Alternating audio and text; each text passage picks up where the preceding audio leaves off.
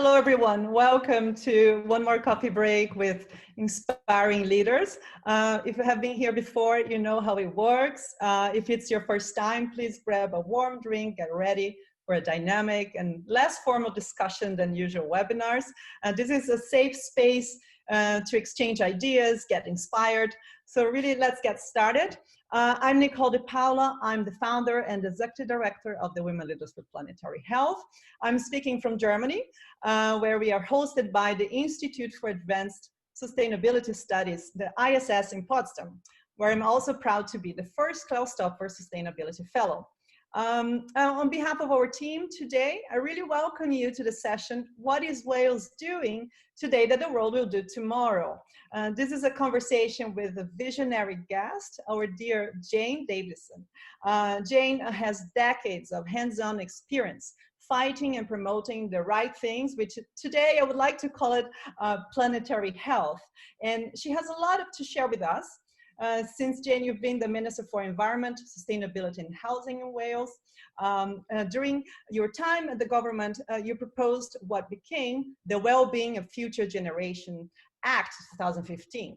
And this is the first piece of legislation in history to place sustainable practice at the heart of the government. So now you're also the author of The Future Gen, Lessons from the Small Country.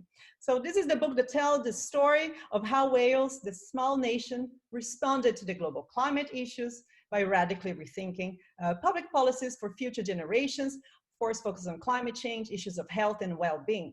So Jane, you are really a pioneer, and we're so honored to have you with us today to share some key I think we want to hear insights about leadership, how we can move forward in a way that planetary health matters.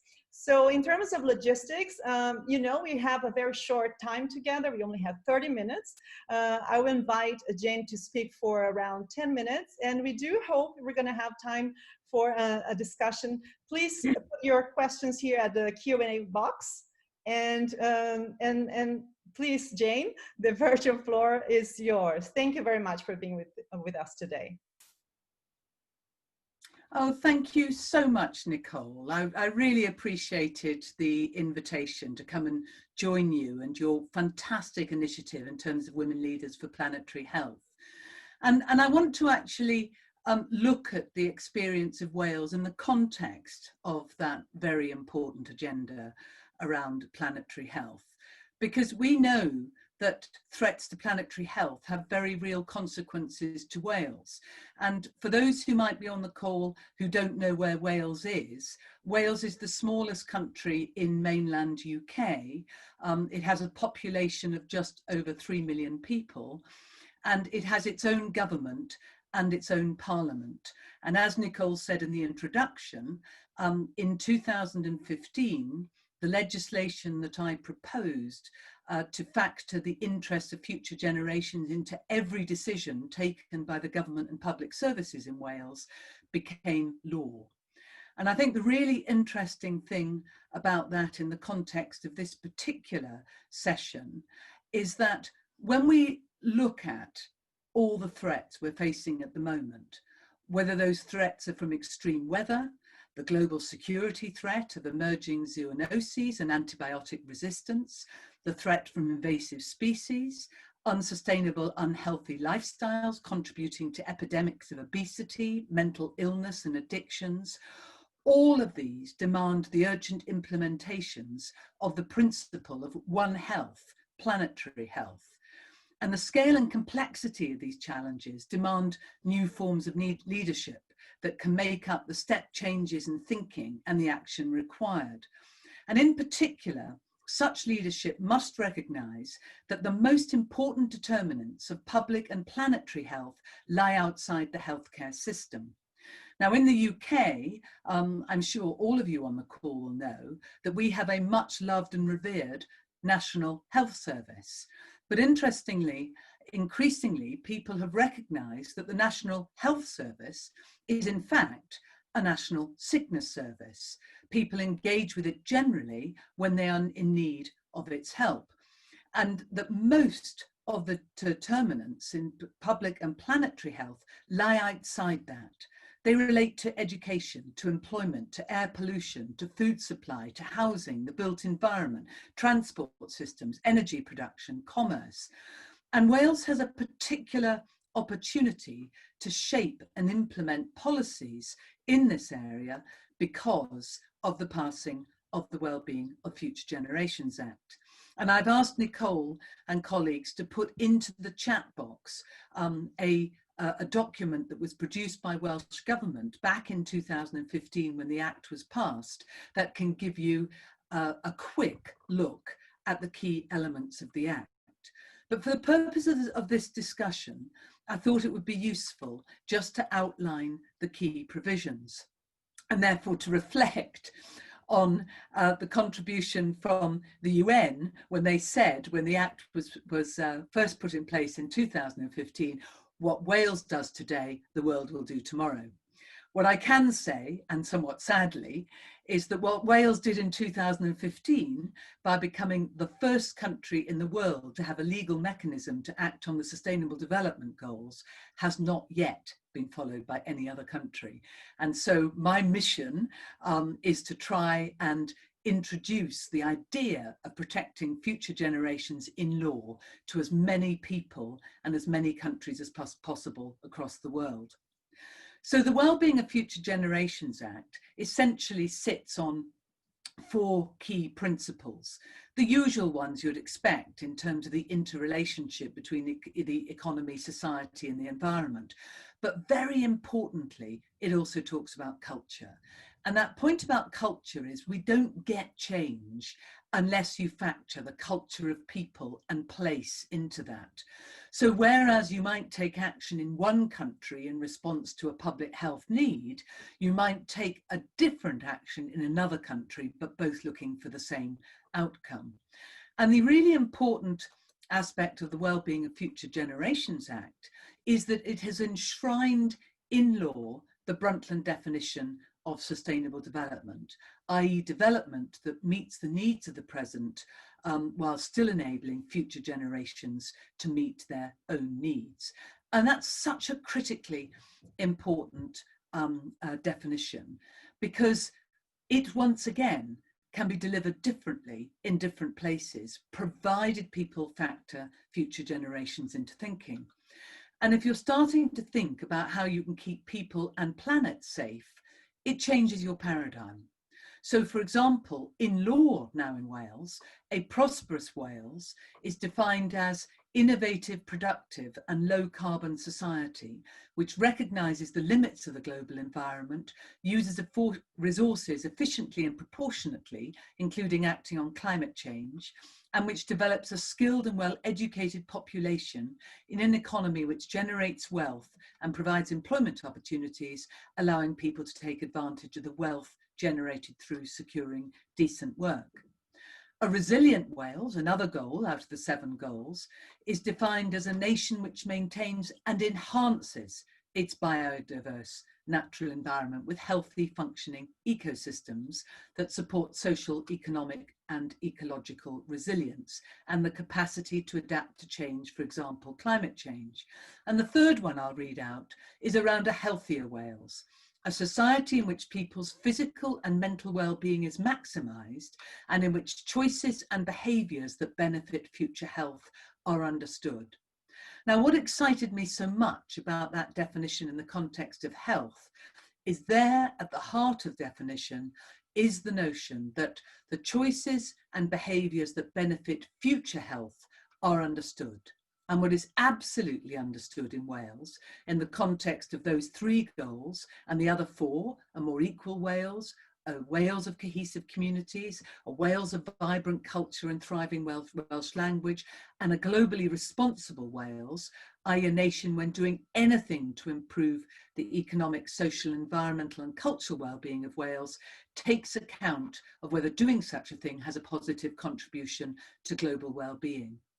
So here we have a mechanism through goals to deliver on the Sustainable Development Goals, still the only country to have put Brundtland into law, still the only country and not a UN member state to have put a legal mechanism into place to deliver on the Sustainable Development Goals. But in many ways, What is absolutely changing, what is happening in Wales, is another innovative intervention in the context of the Act. And that is to put in place in the Act 5 ways of working. 5 ways of working that every organisation, including Welsh Government and all the public services in Wales, have to demonstrate in terms of their decision making. They have to demonstrate they're thinking long term. They have to demonstrate they're being preventative. They have to demonstrate they're integrating their objectives with others. They have to demonstrate they're collaborating with others. And they have to demonstrate that they are involving those people about whom decisions are made. Now, this is the core of the legislation, but what it does is give you a completely different strategic approach to the management of a country. And it doesn't just have to be a country. It could be an organisation. It could be a university. It could be a business. It could be a town. It could be a village. And what we're now seeing in Wales is a whole set of different initiatives as a result. We're seeing people from the health services involved in decisions around transport. We're seeing the centres of our cities, towns and villages closed off to cars while people reconsider the effect of pollution. We're seeing new land use strategies in the context of supporting agri-environment and taking the chemicals that cause such awful problems out of the system. So we're suddenly, or I suppose over a period of time since the Act has been passed, we're starting to see the changes. Now, I'm not here to just celebrate Wales, although I'm very happy to, like anybody's happy to celebrate the country they live in and love. But I'm here to celebrate the idea that if you can be big enough and brave enough to actually take a decision like this, you can change the paradigm for future generations. And what I'm most pleased about is I may have proposed this, but I left politics at the point I proposed it. And therefore it was the next generation of politicians who agreed this. And that's why I put this book together, which is called Future Gen, Lessons from a Small Country, with 140 contributors to actually look at what not just the people of Wales, but internationally would like to see more nations, regions, towns, cities, organisations do to really show they're factoring future generations into thinking. Thank you very much, Nicole. This was fantastic. And I'm sure we all want to rush now and get a copy of the book. And it's truly inspiring, you know, having, as you said, the first country and still the only one to have done what you described to us. And I have many, you know, there's things, highlights. And in terms of words, it was really powerful what you said is 5 ways of working. It's about long-term, it's about prevention, about being integrative, collaboration and inclusion, which is, I think, is also the reason that we're trying to bring this network together, you know, because especially during this pandemic, we know the inclusion, especially the gender aspect of things, there's not something that sometimes we could do a better job. So it's very nice to see that this is a guiding principles that's not only for the government, but also for other organizations. And it's really a lot about what I think planetary health and the work of even the UN Sustainable Development Goals is about the prevention. And I think we have this tension between, right, the prevention, as you're talking about our, maybe not only in the UK and in Wales, but you have the systems, health systems that are to cure diseases and not to make our well-being, you know, their priority. So that's a very important point. And you mentioned culture, how you always have to, of course, take into account what is happening at the regional level. And I have one question, I'm sure, so if our participants would like to pose questions, if they can use the Q&A box, that would be easier for us to track. And I do hope to, you know, focus on your question as well. But I would like to ask you about this process. When the SDGs, there are 17 of them, right? But there was a process of translating these SDGs through the local realities. So could you just share a little bit of this process? How did it happen that said, okay, now we need to have consultations, a little bit of this, it was the engagement part of the community. How did it happen? I think one of the most important things that happened in the process up to the legislation was a huge consultation but it wasn't done by government, which I think was also very important. It was actually conducted by the non-governmental organisations, and particularly by what was called the Wales Council Voluntary Action, that has thousands of members. You know, the tiny little charities that might be looking after an individual woodland, or supporting people with multiple sclerosis, or wanting to deliver something around public health, or supporting a community, you know, after the death of a loved one. You know, all those little charities that are set up on very much local and voluntary issues. And the consultation was actually reflecting the UN consultation that was going on between 2012 and 2014 on the world we want. And the consultation Wales was the Wales we want. And what was incredibly exciting for me is that when I first became an environment minister back in 2007, I did a huge consultation on what we called One Wales, One Planet. The idea that we were one country, but we're one country on one planet, and that we needed to be very clear about the kind of agenda we needed to live in our country to save our one planet. And it was very much the same kind of responses coming in to the Wales we want. So the people of Wales, in a sense, they're naturally very community focused. They're naturally actually very green. Wales is a very green country. But it's also a country that does some really bad practices. You know, we're one of the worst countries in the context of our agricultural emissions. So that's a really important area for us to tackle. So on the SDGs, for example, we thought that the SDGs and all the actions were just much too difficult to get a handle on. And I think this is why countries have not put them into law themselves generally. But by framing them through the WellBeing of Future Generations Act, it means we now have a law that actually encouraging people to live better, to live kinder, to live with more compassion, and to live in a understanding that fundamental relationship that humans have the right to live in harmony with nature. And that's really where I start and where the legislation goes. That it doesn't matter how many actions there are, if you're going to act as though humans have the right to live in harmony with nature, if we want Earth Overshoot Day, which last year was July the 29th, this year was August the 22nd, but not to go right back earlier in July next year by going back to business as usual, we have to stop extracting, and we have to start making sure that we understand the importance of biodiversity and nature, and we regenerate those kinds of opportunities.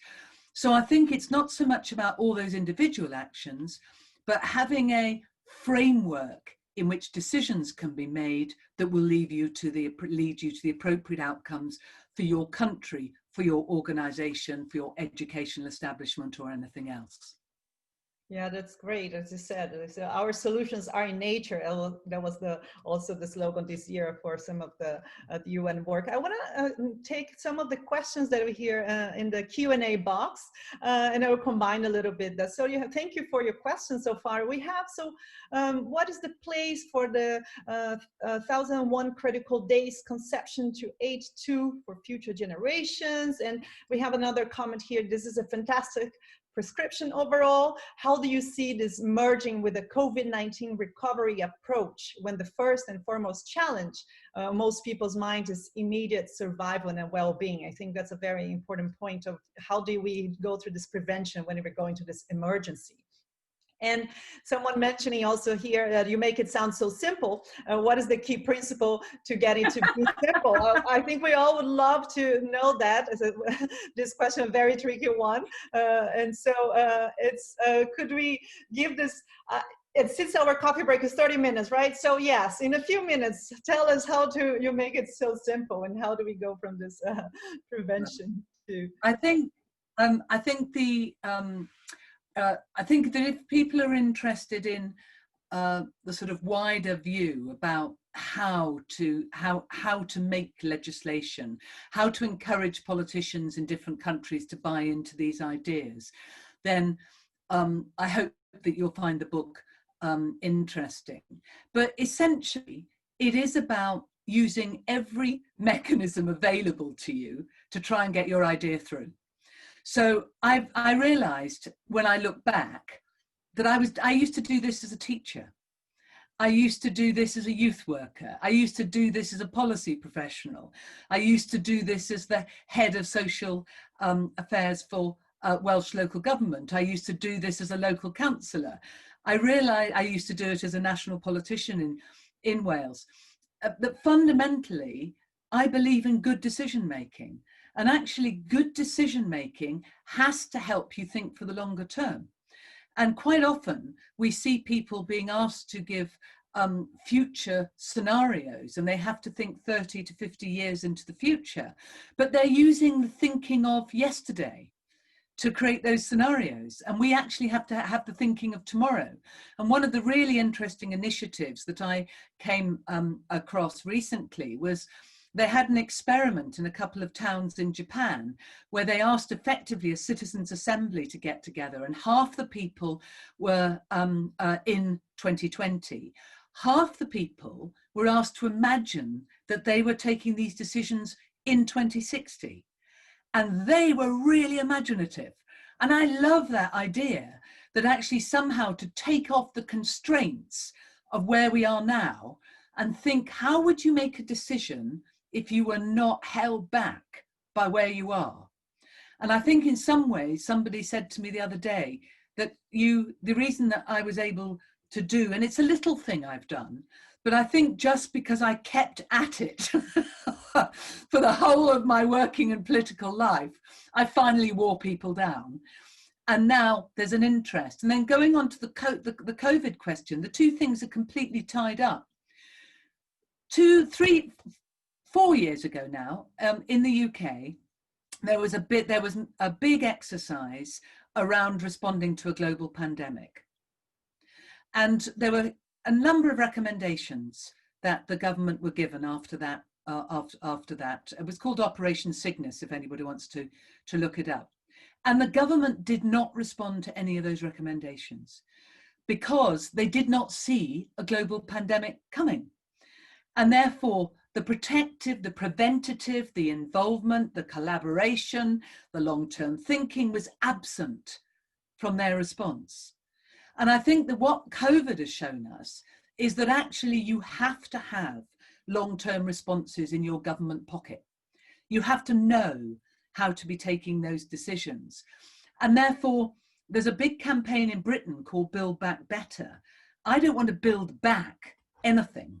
I want to build better, because I think what COVID has shown us is some things that I don't think the government will be able to change that much for the future, because for small organisations, we are going to see more people work at home. That will contribute towards fewer emissions. We will see more walking and cycling in our city centres. Hopefully we'll see more interest in nature. But what we've got to be careful about is we don't also see the same kind of extractive activity, the deforestation, which I know, Nicole in particular, you care about hugely in the context of Brazil. We don't want to see the activity that actually makes the world worse and also facilitates exactly those opportunities for diseases to proliferate across boundaries, and they don't recognise national boundaries. So I think there are some real opportunities to tie up a message about looking after future generations in a way that is less partisan than talking about climate change, and less involved as a concept than talking about biodiversity. I remember somebody saying to me, "Is that the name of a band?" And I think it's the word that people can't get their head around. But let's capitalise on people's enjoyment of nature. So the response in the context of COVID must be that we are better prepared. And interestingly enough, if we think of Black Lives Matter, if we think of COVID, if we think of climate change, you know, they're almost like they're bigger and bigger waves coming to affect us all. And well, Wales has a piece of legislation that can actually give you the framework to tackle all of those. And I think that having a government framework that enables you to tackle it differently depending on your politics, but still look for outcomes that make sure that your children and their grandchildren are safe into the future is an important one. That's fantastic. Jenny, you're saying that basically we need leaders with purpose. That is what we are missing a little bit nowadays. And I just wanted to, maybe we have 5 minutes left. So you see, I knew we would at least wait, we would need 2 hours to have this conversation. I would like to remind our participants that we can have maybe a short Q&A in our LinkedIn group that you can find in the chat if you join there. That's what usually happens. We don't have the time to answer all the questions. But I would like to pose another one that is about that media, the role of media in our societies nowadays, because as you're saying, we talk a lot about values, culture. Someone also mentioned how does culture get the attention that deserves in this context. Someone saying here, I'm interested by the future generations. However, I have to ask you what progress you think has been made. I do hope we begin to have visible effects soon. A program director of CGVI. Our focus is the SDGs across our member countries. So what lessons can be learned from Wales, please? So I think you touched upon some of these lessons. But I think media today shape enormously. Also tech companies having a lot of power, even questioning or giving challenge to our democracies, for example. So I would like to hear your views also in the context of the book. How do you think, is it part of the solution as well? How do you change the culture of the media also to be open for planetary health and all these issues that will, and I like what you said, it's not about build back, it's about build better. So what do you... I think it's about new kinds of media, actually, Nicole. I mean, certainly in the UK, the mainstream media gets very focused on what somebody said yesterday or what happened yesterday, and then it generates a discussion. And if we think about the really big challenges, normally those things are very trivial in the context of the really big challenges we face, because the very notion of reporting news is actually of the moment. And there's never even full agreement on whether or not, the weather we've had, and where I live in particular, we've had 70-mile-an-hour winds. We've had massive gales. We've lost a lot of our fruit on the ground this year. That's never happened to us before in August. We will have a much reduced crop. We know across the world, grain crops have been affected hugely by similar kinds of weather. So that only becomes news when people can't buy bread or the price of bread goes up.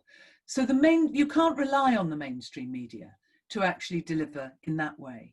But we do know that through so many different channels now, not least through this kind of channel, we can engage people across the world directly and enable people to understand that there will be millions of us across the world who want to create a better future.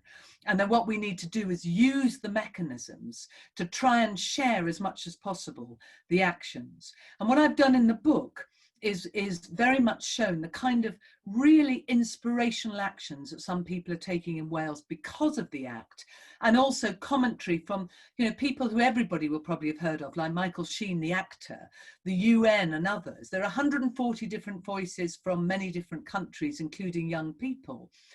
It's worth reading those voices because they'll give us all heart that we can win this debate about creating a better future for our young people and their successors. Well, a last quote: "Do unto future generations what you would have had past generations do unto you." John Rawls, the American philosopher. I don't think you can beat that as a philosophy, and it's certainly guided my life. Thank you. Thank you, Jane. This was truly fantastic. I enjoyed so much, and I know you have many fans here. I would encourage you all to join our group so we can have this conversation. Jane will probably maybe also get in touch with you there. I like that you're very open for this conversation. What we're really trying to do there is in coffee breaks that, yes, we can have access to direct, change makers. We can all be a movement, and we can all have an influence in this process, and to build better and not back to what we were. So I would like to thank everybody who was here with us today. I would invite you to join us every 2 weeks. We have a very inspiring conversation. This conversation will be recorded, so we can also share with your colleagues who you think will get inspired by this idea. So thank you very much. Thank you, Jane, so much for your time, and I hope to see you soon online. Bye, everybody.